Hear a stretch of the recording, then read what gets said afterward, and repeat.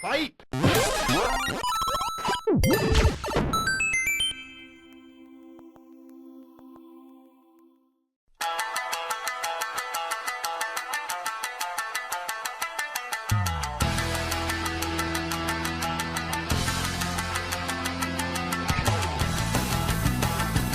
Welcome back to another episode of the N64 Japanese Eye. Yet again we will delve into the murky world of import N64 titles with the aim of answering one simple question. Can you play and enjoy the game without knowing any Japanese whatsoever?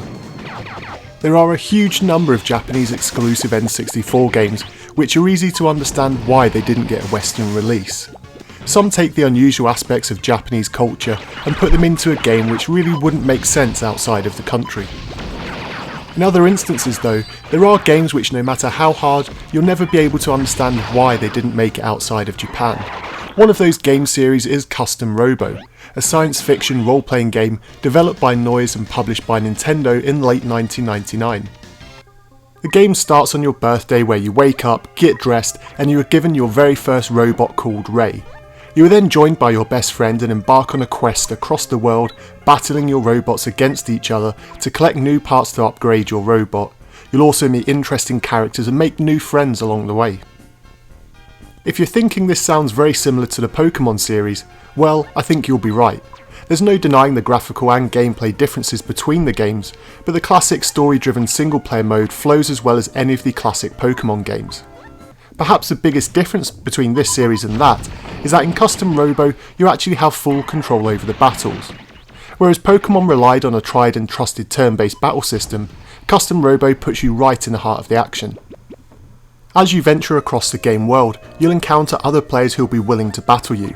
Whereas Pokemon had its gyms, Custom Robo has more themed locations, like schools, hospitals, parks and so on.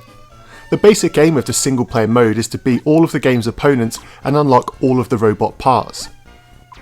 I'll get to the battles in a moment, but what also helps the game is that there are multiple new areas to unlock and explore.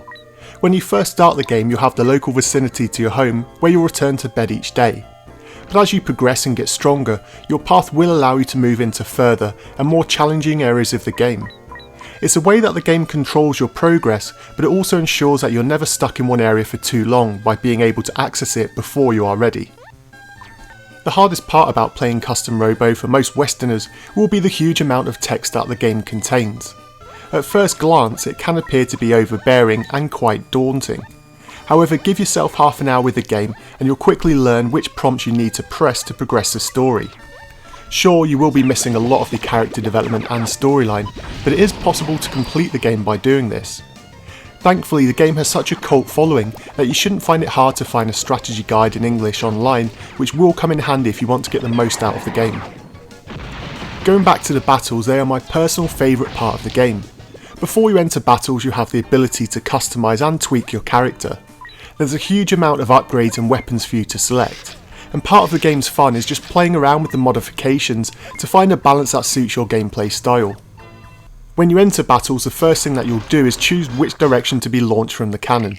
At first I thought this was rather gimmicky, however I quickly realised that this can give you a distinct advantage in battle. The more you bounce around in the air and off the surfaces, the longer it will take you to leave your pod. Secondly, depending on which side of your pod you land on, it will either help or hamper your escape from the pod before you can actually start battling. It's then that the fun really begins. When you're in the numerous arenas, it's a battle to the death as you blast, jetpack, dodge and evade your opponent. While some battles you can easily win, when you get later in the game, some of these matches turn into an epic cat and mouse chase as you try to take down your enemy whilst not leaving yourself open to be hit with a huge attack. Beat your opponent, win some parts, and then go to the depot to pick them up so you can use them in your next battles. Part of what made the series so popular in Japan was the ability to save all of this to your memory pack and then play the game with friends using your own custom creation. Whether playing on your own or with friends, the control system is as near to perfect as a console gets. It not only feels responsive, but the mapping of the buttons lends perfectly to the fast and frantic nature of the battles, whilst also making long periods of time in the overworld map comfortable to play. Enhancing the game feel even further is its music. Reviewers of the time love this, and there are also some genuinely fantastic pieces of music in the game. When battling, the music picks up and has a higher tempo, but when in the overworld, the music almost slows down to a hypnotic tune. The effects too are also plentiful and not recycled, nearly half as much as I was expecting, given the vast number of modifications that you can access. It would be hard to discuss the game without commenting on its graphics. After all, they are quite unusual, in a sense that they feel like a slightly upgraded Super Nintendo game. Much like Harvest Moon 64, the game seems to appeal to those like myself who have fond memories of the heyday of the 16-bit role-playing games. I personally love the graphics, and the arenas are also well designed too, and each unique map offers its own strengths which you'll need to incorporate into your battle plans. The characters are the stereotypical school game tropes, like jocks and it girls, but if anything it helps you to quickly understand the motives of the people you meet, even if you can't understand what they're saying. All in all, Custom Robo is a fantastic game, and it's perhaps one of the biggest shocks that it didn't get an English translation for a Western release.